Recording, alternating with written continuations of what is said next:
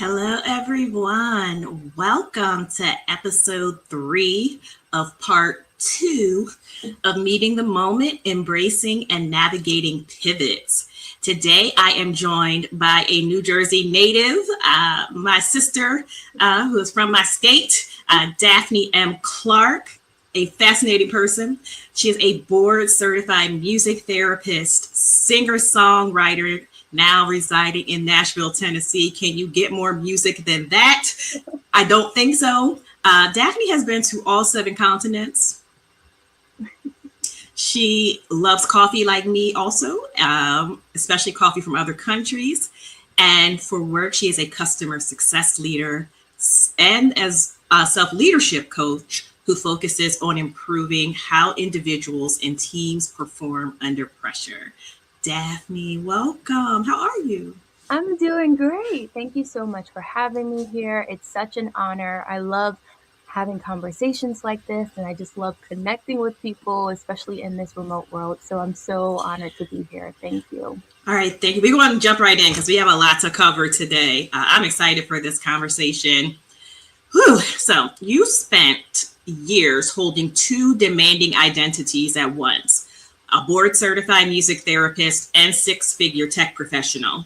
By your early 30s, you had a life that looked strong from the outside, but internally, you were responding to it instead of leading it.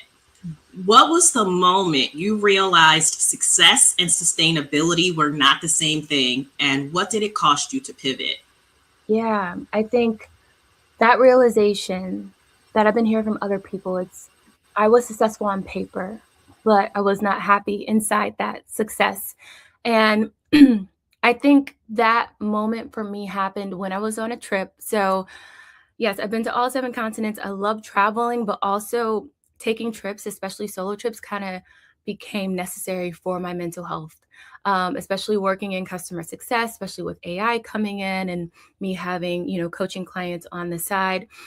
I went on a trip to Thailand one year, and I traveled alone before, but on this trip, I felt like I wasn't present. Everything was kind of washed away. Everything was kind of gray. I had a lot of anxiety. I couldn't even leave my hotel for the first 3 days. That was a big moment for me. And when I finally got into a little ride share to go down to the coast, I had a panic attack in the back of the car. And that was the first time I've had one in years. And so I'm like, I just started this wonderful job making well over 6 figures. I love my clients. I get to travel when I want to. What is my body trying to tell me? So that's when I kind of had that first indication of something needed to change. Then fast forward to 2 years later, I went on a birthday trip and I was in Paris and I could not enjoy it. I was having nightmares every night thinking about work. Yeah, it was one of those moments where I was like, okay, this is it. This is the final straw. And what it costs you when you are kind of waking up to the fact that you've built a life that doesn't fit you, that's when your identity starts to collapse. Mm. That's when you kind of feel unstable on the inside and you lose that certainty because that successful status looks good on paper, but it doesn't make you feel good inside your life. Yeah. Wow. That's a great segue to my next question because I think about that a lot. I even have written about something I call running on empty or running on E. And I know like you're in role, customer facing role. And like I said, you're also a therapist and you're trained to hold space for other people. And a lot of times that results in you running on empty yourself. So, as someone who has sat in both the clinical chair and a high pressure corporate seat, how did you rebuild trust in your own nervous system? And what do you want professionals who are quietly burning out to understand about the differences between capability and capacity? Yeah, that was the one thing I needed to learn. So I stepped away from my last customer success role a year ago. And I always tell people I didn't leave because I couldn't do it. I left because of what it was costing me, you know? Mm. And it got to a point where I had to understand that capability versus capacity. Capability is what you can do. capacity is what you can sustain. And I was not sustaining at the moment. And it was costing me the things I love, right? I know you mentioned I'm a singer songwriter. I love to perform. I stopped performing. I stopped picking up my guitar. I stopped going to shows. I stopped doing things that brought me joy because I just didn't have any energy for it. So I think when you think of capability and capacity, yes, I was trained to regulate others, but I wasn't trained to regulate myself. So working with enterprise customers, working with therapy clients, I'm the stabilizer, even when the other side is unstable. But growing up and even going through therapy school, I didn't learn how to regulate myself, stabilize myself. And when you are in a corporate environment, you're kind of giving kudos for overriding yourself, right? You're given gold stars and promotions for abandoning yourself. So when it came to rebuilding trust, I had to learn to feel those early signals and respond to them before complete collapse. So I often tell clients fatigue actually isn't that first signal, right? It's that loss of things you desires, it's the irritability, it's your indecision. And trust comes from just keeping small agreements with yourself. When you decide you're going to do something, you stick to it. So yeah, burnout isn't a capability issue in my experience. It's a capacity miscalculation that no one teaches us how to correct. And when we get to this midlife area of our lives, some of us are kind of pushed and forced to figure that out, while others do end up collapsing. I'm glad you mentioned burnout and recovering from burnout, because that recovery can be oftentimes very isolating, especially when the people around you, they're still inside of that system or that machine that you're kind of trying to move away from. Yeah. Which relationships helped you separate who you are from what you produce? Yeah, honestly, that was a big learning moment, 2024 going into 2025. When I started going through burnout recovery, I actually unconsciously I stopped connecting with certain people in my life unknowingly. And I started to realize the relationships that existed because of what I was bringing or what I was performing, or it was depending on my output. Those relationships got quieter. And some of those relationships hurt because they've been around for years. But those who stayed around, like I tell, I have a small inner circle now. They were just able to hold space for me. I always tell people at this point in my life, I don't need a whole lot of advice. I need a sounding board, right? I need someone to talk things through. I need people who aren't going to necessarily benefit from my performance or try to fix me or optimize me. People who knew me before this big six-figure identity I built, right? They understood who I was underneath it. So the relationships that lasted were the ones that didn't need me to show up and be impressive every day. I love that. Whew. All right, we're going to move on to accountability, where a lot of people struggle. I mean, we just got to be honest. A lot of people struggle with accountability. Your work now, it asks leaders to take accountability for how they operate under pressure. Mm-hmm. Where do you see high functioning professionals confusing performance with integrity? And how do you hold a client accountable to their own well being when the environment around them is rewarding them for the exact patterns that are actually breaking them? Yeah, so that's a deep question. And that's kind of where a lot of my work begins. It's helping people understand what that integrity is. When we're performing, when we're going through life, we're typically handed a lane and we're told to make these decisions. There are the right decisions and there are the wrong decisions. But when you're living in integrity, there's only the best decision for you.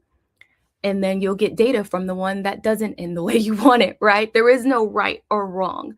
So it takes a lot of people to understand that performance is about hitting a specific outcome, but integrity is how you get there. And that's different for everyone.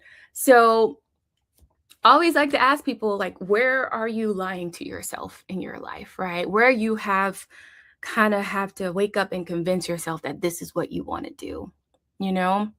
And that typically is the start of a very interesting conversation because as a high performer, and the reason why, I still am very much in love with customer success, it's because I was able to kind of grow and find myself through that high pressure environment. And as a higher performer, we do override our boundaries. We abandon our own standards, or we don't even set our own standards to begin with. And then again, we justify it because the result was good. But when accountability comes into place, like, I don't just tell my clients to completely remove themselves from their environment. Because if you still have the same behaviors, even if you move to a different job, it's going to catch up to you. So instead, I teach them how to see their patterns in real time, like what behaviors lead you to where, and then to stick to their own stated standards, right? Because the system rewards the behavior that's breaking them. So if your success requires you to betray your own standards, it's not going to be sustainable, no matter how good it looks on paper, no matter what the new company is, no matter what the salary is, no matter what the new role is. So you really kind of have to, I call it deconditioning, right? Where we kind of are handed our values and our beliefs growing up because we want to belong as a part of a community or belong and be accepted in our family.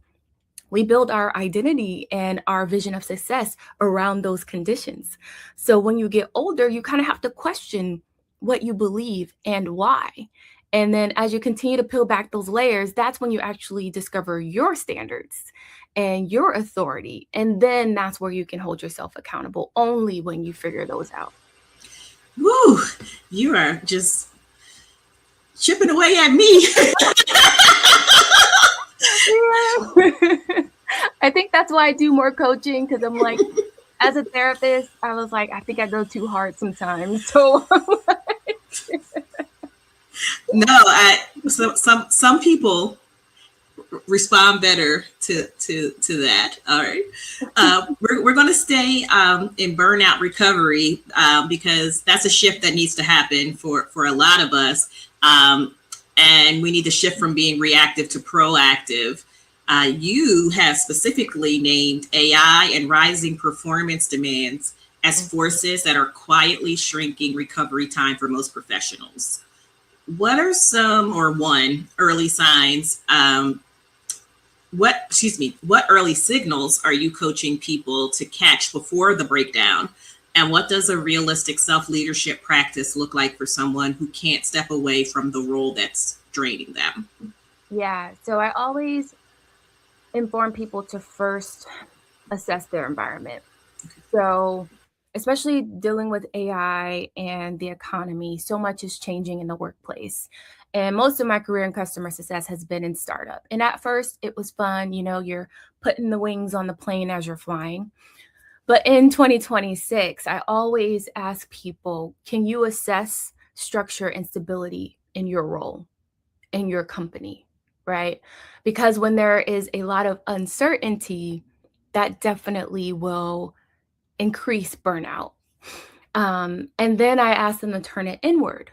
Do you experience decision fatigue? Because you're making so many decisions. And I always tell people I think, was given a little bit more credit before we could actually apply it to the workplace. Because when you are working with AI tools, now you're having to be the human that is managing the AI, right? You're having to question the decisions coming from AI.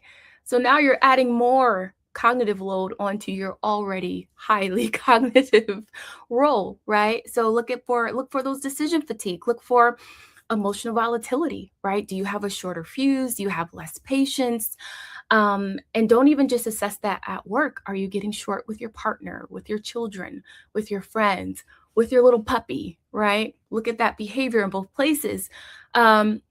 Another sign is your inability to disconnect even when off. So, to my point of traveling and being in these beautiful places and still work is on the mind unconsciously, that was definitely one of those alarms for me.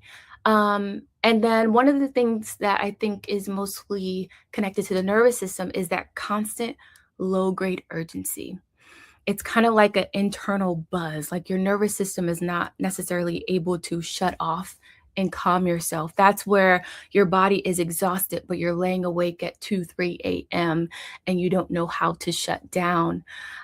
So in order to shift, though, you don't necessarily need to come up with new morning rituals or routines. This is where the self leadership coaching comes into place. It's all about noticing the moments throughout the day when you're about to override yourself and then asking, can I make a different decision instead that still gets me to where I want to go? Making a different decision right in the moment and sticking to it. That's how you build that self trust. And that's how you actually build decision stability under pressure. And that's how you build resilience. I kind of can get off in a tangent, people talking about resilience as a soft skill and, things need to be safe and stable in work for someone to build resilience. Yes, we do want psychological safety in the workplace. Yes, we do want leaders who listen to us, but resilience is built under pressure, right? It's about staying steady under pressure. It's about sticking to your decisions. Can you make clear and right decisions for yourself without spiraling? That is where resilience is built. So I often have some people tell me, actually, I really want to work with you, Daphne, but I need to leave this crazy job. And then once I get into the new one, then we'll be ready. And I'm like, you start when you're ready, but I can guarantee you that much isn't going to change. You don't necessarily need to leave your job in order to start this work. Actually, the best time to do it is when you are feeling under pressure to start building that self-trust. Because again, most people don't need a new job at first. They just need a new way of making decisions inside the job they already have. And when you build that skill set, that will follow you everywhere you go. Wow. I feel like, again, I probably need to give you an offering at the end of this because I'm getting beat up today. Like, in a good way. No. In a good way. So I want to let the audience get beat up right now too. This is our last question in the main section. So trap chat audiences include a lot of people who are mid-pivot, who are exhausted, but they still keep showing up. For a listener who knows something must change but can't yet name it, what does it mean to meet this moment with honesty instead of urgency? And what's the first thing you invite them to stop doing? Yeah, so this one, if you're exhausted and you feel stuck, the first thing to stop doing is making decisions just to make the discomfort go away, right? Because then you're actually working from urgency. So again, that's where a lot of people are like, oh, I need to quit this career. I need to quit this job. And I'm like, is that an honest decision or you're just uncomfortable and you don't like staying there? Because for a lot of people, it's really about reorienting yourself to life. For instance, I grew up heavily religious. I am still very spiritual. I have a relationship with God, but I grew up working in the church as a worship leader for 20 years. So there was a lot of burnout there, right? A lot of identity, like, do I believe because I believe or I'm told to believe? And then when it came to work, being an overperformer and chasing, climbing the ladder and chasing promotions. And even, as a single woman, I was like, I'm going to buy me a 3-bedroom house. Why do I need a 3-bedroom house? But I did it anyway, right? So and a lot of these moments are just reorienting yourself. For me, I had to reorient myself to religion, reorient myself to work, reorient myself to love. It doesn't mean that I necessarily walked away from all of them. A lot of people will do a clean cut out of a sense of urgency, and they miss the opportunity to actually determine whether or not they want something because they want it or because they think they're supposed to want it.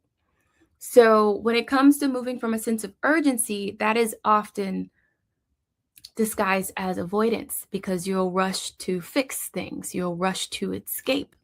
you'll make a big move, right? I think a lot of people will think about that midlife crisis and it's like, I'm selling everything and moving to the Bahamas and living in the woods, or I'm going to get this really nice dream car I've always wanted, right? That is from urgency. But instead, if you kind of just take a moment and actually name and write down what's not working in your life, you're going to be able to admit what you're tolerating, and you probably should stop tolerating. You'll also be able to admit what you already know but haven't acted on. And that's the key thing. A lot of us know what we want. A lot of us have an idea of what's going to make us happy. But I always tell people you can't wait for the universe or God or whatever your beliefs to rush in and create the life for you. We all have autonomy. We all have agency. If you want to move forward, you have to make a decision and stick with it. So you have to stop trying to solve your life from a dysregulated state. And you have to stop making decisions just to relieve pressure, because it will relieve it temporarily, but then you may find yourself a little bit further from your path that you want to be on. I love that. Listen, I hope y'all were writing things down, taking notes, or you need to rewind and pause and replay, because this is going to be evergreen. I need y'all to understand that, especially for me. I just got my life together. We're all there. Look, we are all there. I always tell people the reason why I can speak to this so clearly is because I've gone through it. Yeah, I'm still in the middle. And every time I think I'm getting closer to the end, something else comes up. I know, but it's really the journey, right? I always tell people the purpose of life isn't to build a great career or even to build a big family. It's really to experiment until you can peel back the layers and live truly as yourself. And once you are stabilized in your authentic identity and you stick to your decisions, your life will recalibrate to who you are. I love that. I love that. All right, we're done with the free leadership coaching, and no, people need to reach out to you, and I'm going to give you an opportunity to give your contact information at the end of the show. Yeah. It is time for the rapid fire. Okay, who is a well-known or lesser-known historical or contemporary figure who inspires you and we should learn more about? Yes, so definitely the psychotherapist Carl Jung. A lot of his work is centered on becoming whole, that self-first persona. He didn't just study the mind, he studied what it takes to become who you are. And a lot of what we call burnout is actually identity fragmentation. So a lot of my therapy and coaching work is birthed from a lot of his earlier works. Okay. What's the best piece of career advice you've received that you would give to your early career self? Yeah. So I received this advice from myself. What I've learned is just because you can do something well doesn't mean you should build your whole life around it. And I wish I realized that 10 years ago. Okay. If you wrote a book describing your career so far, what would the title be? It would definitely be From Performance to Self-Leadership. Okay. Is it in the works right now? Yeah, actually, I have so many documents. I have documented this entire process, which is why I can coach on it. So hopefully that will come out in the future. Okay. I told you I wasn't going to put you on the spot, but I always put people on the spot with that question, but in a good way, because listen, I tell people that here's your book. You have your book written. You just don't know it. Let's get it out. Spring 2027. Yep. There you go. I'm claiming it. There you go. Okay. There you go. What fictional character gives you a glimpse of yourself? Okay. So I have to say Olivia Pope, but not for the chaos, not for the There's just so much tension in her character between being in control, like her identity, learning when to step out of the role and being herself. So I really resonate. Okay. What's your go-to songs, or music genre when you want to hype yourself up to conquer the day? Yeah. So in music therapy, we have something called client preferred music. So mine is definitely my client preferred music, which is 90s R&B and hip hop. I turn that on, I'm moving my body, I'm singing to all the lyrics, and also some nice little memories may pop up. So 90s all day. I love it.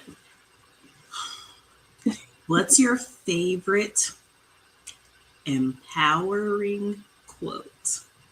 Yes.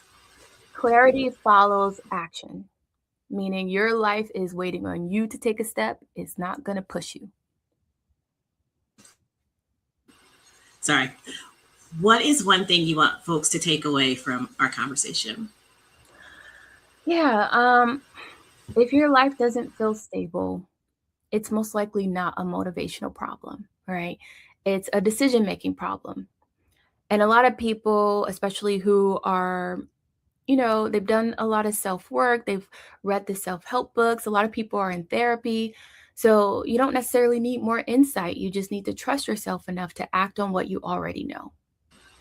I love that. Now, before I let you go, please drop any upcoming projects or initiatives we should be on the lookout for. Also, if you want folks to be able to reach out to you, perhaps they can inquire about leadership coaching.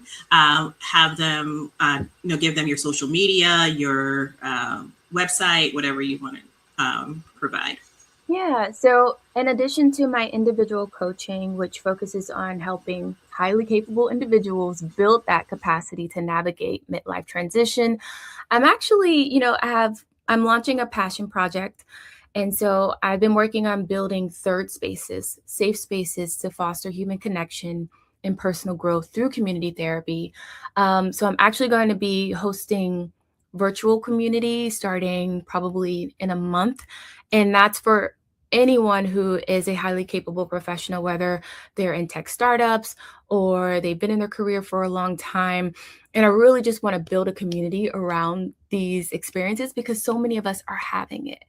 And with the way remote work and technology and people being burnt out, I really want us to get back to basics, which is community, and sharing people's experiences. And that way I can hop in and provide advice too. So I'll be launching that. And then also, I have a huge heart for the indie artist community here in Nashville.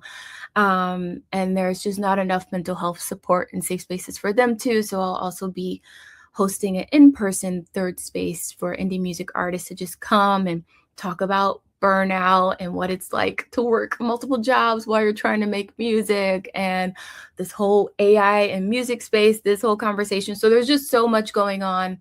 I just want to create a safe, non-judgmental space where people can just come, decompress, be heard, and connect with others. I love that. We will definitely be on the lookout for all of those things. I can't wait to join a virtual community and be on the other side of the asking of the questions, be on the answering side. Thank you again so much for sharing your time with us. This was a fantastic conversation. And thank all of you for tuning in. And be sure to come back for another episode of Meeting the Moment, Embracing and Navigating Pivots, Part 2. See you next time. Thank you.